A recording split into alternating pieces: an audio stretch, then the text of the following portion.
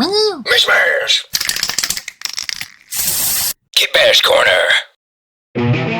Hey, today we're doing a kit bash that is centered around the Adeptus Arbites. I got a box of these guys as a gift almost a year ago, so I think it's about time I actually utilize it now that everybody's talking about these guys.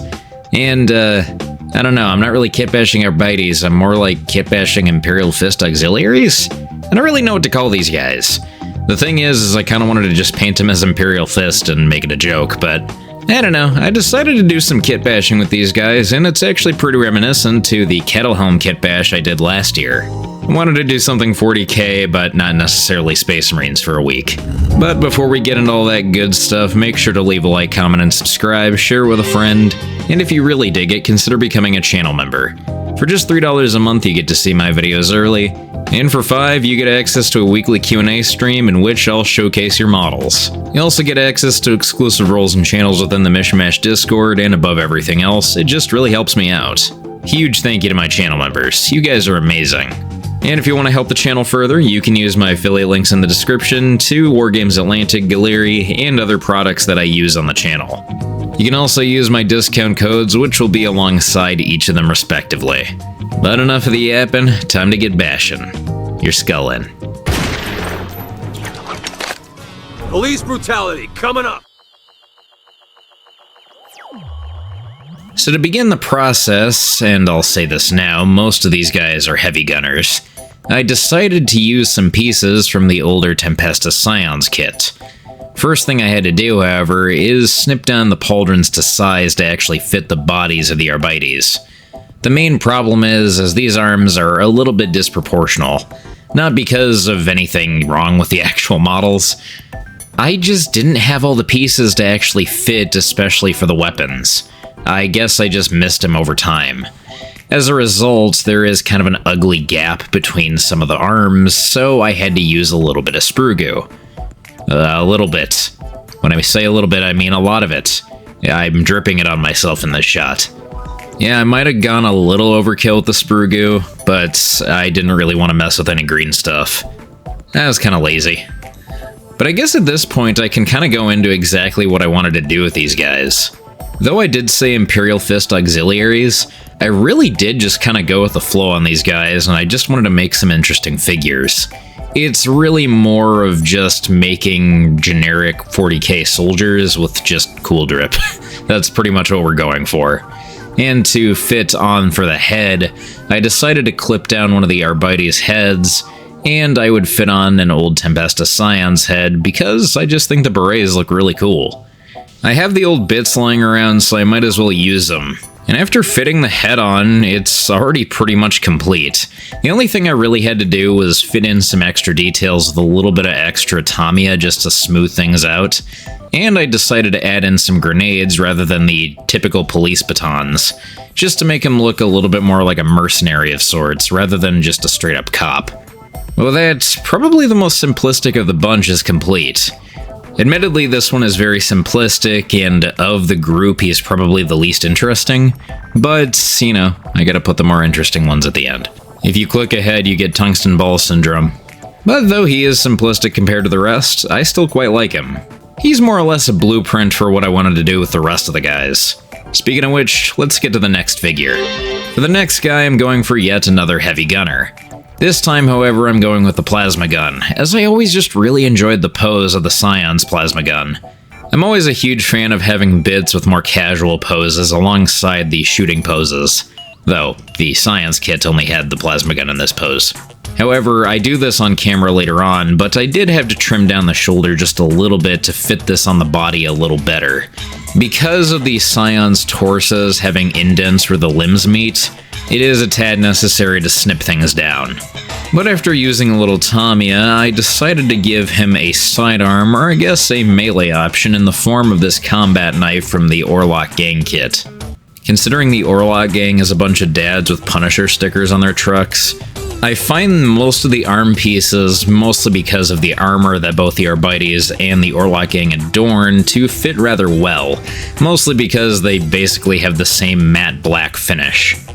The knife is also not too exaggerated, and it feels very fitting for what could be considered a cop, a mercenary, or whatever you want to call these guys. It ain't a curly crease dagger, it ain't some sexy stiletto. It's just a really sharp combat knife. Again, for the back, to replace some of the bits that would be a nightstick or handcuffs, I ended up using some of the munitions from the Scion's kit as well. This fits rather well, though I probably could have used grenades instead. This bit was kind of weird, but I wanted an excuse to use it. Speaking of Scion's bits, I decided to replace the head with one of the Scion's helmets. However, I like this one better because I like the gas mask type muzzle piece. It has a little bit less tack gear attached to it, which I do appreciate, and the different muzzle does kind of make it look a little bit less like a typical Scion's helmet. Fun fact, I actually decided to use this mask too because in the 3rd edition codex, the Imperial Stormtroopers were actually listed as Arbites. They just replaced all of their volley guns with shotguns apparently. But for one final detail, I gave him a nice satchel on his waist, and he is complete. And I gotta say, I don't know what it is about this one in particular, but the pose really worked. I was a little iffy on the combat knife, and I thought it might clash with the overall design using different arms, but I really like how it looks. It's casual, he's up close and personal, really hard to lug a plasma gun when somebody's right in your face, and he just has a bunch of armor pieces that I like mashed into one thing. The color scheme definitely helps in my opinion, and I'm pretty happy with how it came out. I was kind of going for the recon suit from Helldivers. Part of me kind of wishes I just gave them all Scion's helmets because of this figure, but I think giving them each their unique flavor just makes them more unique. I would have painted them up in different styles each, but I kind of kitbashed these guys like a couple days before the video came out, so yeah. But we got a couple more figures to get to, so let's move on to the next figure. For our third guy, I decided to go with a stealthy operative. And to start things out, I used an auto pistol arm from, yet again, the Orlok gang set. These arms just kind of fit with the Arbites. I've already explained why, but I guess the extra cloth also helps too. And there's just so much cool posability that you can get out of any Necromunda kit. These guys were just meant to work together.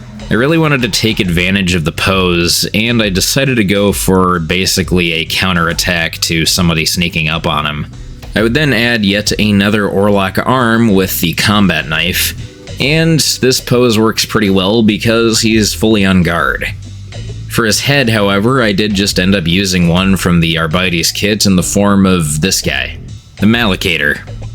I definitely didn't have to look that up. But in all seriousness, I mean, it's just a perfect fit.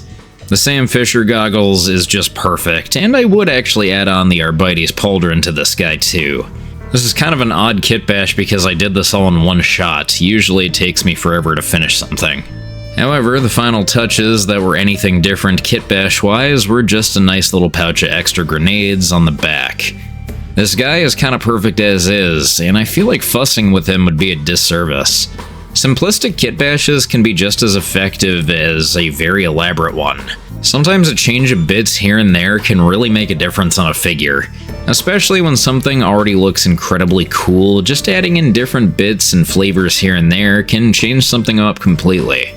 Though this one may not be nearly as clever as the others, especially not the last one, I'm really happy with how he turned out. I really like the pose. I really dig the pose, and the Orlok arms having fingerless gloves adds on even more flavor, as it just kind of gives me extra details to paint onto the figure. Small little differences to change up the squad overall.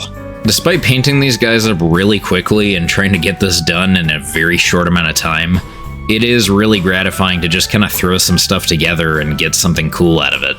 But I think it's about time we get to the last figure. And by far, I think I put in way more effort into this guy than the rest, but when you consider he's a leader figure, it just makes more sense. Now, the leader definitely has a lot less tack feel and feels a lot more grandiose than the rest, similarly to the actual Arbites squad. To start things out, I am snipping a Skitarii torso all the way down until I just have the trench coat left. This took quite a while. Mostly because I wanted to be careful not to snip too much off and damage the overall trench coat. I don't feel like I have to say it, but a big key factor is patience. Thankfully, I had a circular sander from Wargames Atlantic. Yeah, I am partnered with them, but man, it actually really helped. And it did a lot of the legwork for sanding things down so I could easily wrap it around the torso of my figure. Well, we'll get to that in just a moment. I did have to sand things down a little bit too because I'll be the first to admit I hate how the Skitarii figures fit together, especially on the trench coats. But once everything was sanded down, I would dryly fit this onto the body of my main figure. And I would then add in a nice helping of some Tamiya once it was actually in a place that I liked how it attached. It's surprisingly a perfect fit, and after giving it a good amount of time to dry and adding in just a touch of sprugu here and there to kind of tidy things up, it was relatively seamless. The only issue I had was once I tried to attach the backpack from another Skitarii set, I did bump it out of place just a little bit, but thankfully nothing too severe and I didn't have to clean anything up. The only thing that I really had to do afterwards was kind of seal it in with a little bit more sprugu on the cloth of the main torso. But for his arms and arms, I decided to yet again utilize the Tempestus Scions kit, and I gave him this sleek-looking power cutlass. I'm always a huge fan of having power swords that are all different types of swords. I really want to get a power rapier for my Emperor's Children. Just now realizing how evil that sounds. But for his other arm, I used this bolt pistol arm because bolt pistols on human characters are awesome. This, like the other bits of the Scions kit, fit really nicely, and above everything else, I just love the pose. And it fits his role as the leader of the squad. I did have to kind of put in his holster in kind of an awkward position, but it doesn't really bother me all too much. Maybe I could have left it as is, but I really don't mind. But now for his helmet. This is where things get a little complicated and wacky because I have to be really careful. I decided to use one of the options from the Arbites kits for the squad leader, and I would snip away until I had the pendant, and I would sand it down to perfectly fit a Skitarii melon. Thankfully, the Skitarii Vanguard and the Arbites have that very similar sallet-like helmet design, so this fits on really seamlessly after a nice bit of trimming. I would have to slice off the Skitarii Mohawk, and I would simply just replace it with the pendant. Sanding it down perfectly was a key factor, and just a touch of Tamiya would make sure that this would adhere nicely. Once it was placed on the body, it doesn't even seem like it's from a different kit, aside of the very bright and old Killteam 2018 edition plastic. I still don't understand why they did that. It's kinda weird. However, one key difference between this guy and the rest of the squad is I didn't really want to slice down the arm to give him the Arbites pauldron, which you may dislike. I just kinda liked how it looked as is. However, to cover up the little nodule in which the pauldron sits in, I just used one of the extra little pouches. And with the leather strap already present on the armor, just a touch of sprugu made it look like it was attached, so I didn't have to do all that much work. Also, I'm 95% sure that I sliced off bits from the Skitarii backpack, so I simply replaced it with the little walkie-talkie bit that's attached to all of the Arbites. And with that, our leader character is finished, as is the rest of the squad. I would have done 5, but 4 felt appropriate, mainly because, I don't know, something for dumbasses saving the world. Though this was very much an aimless creativity episode, I'm really happy with how these guys turned out. May not be my best work, and the painting definitely shows, but considering I did this really fast, and I'm just kinda happy how the kitbashing turned out, I can't complain. Cool figures are cool figures, and above everything else, my main goal is to just give people ideas for their own awesome kitbashes, so if I'm able to do so, mission accomplished. These are most definitely figures I do want to come back to, mainly because I wouldn't mind painting them as is because the figures really don't need to be kitbashed or fixed or whatever you want to say. They're kind of perfect as is. And they're just really great for kitbashing because there's nothing more satisfying to me than kitbashing regular old dudes with awesome drip. But hey, I think I've definitely been flapping my beak enough for one video. If you found this helpful or enjoyable in the slightest, please make sure to leave a like, comment, and subscribe. And especially comment if you have any cool ideas for maybe some lesser-known Imperial forces or anything like that. Rogue Trader era, any sort of niche ones like, I don't know, I love the Janissaries. Yeah, I'm receptive to any sort of neat ideas. But most importantly, remember to mishmash, kitbash, and paint some fantastic miniatures. And you're gonna. I promise. See ya.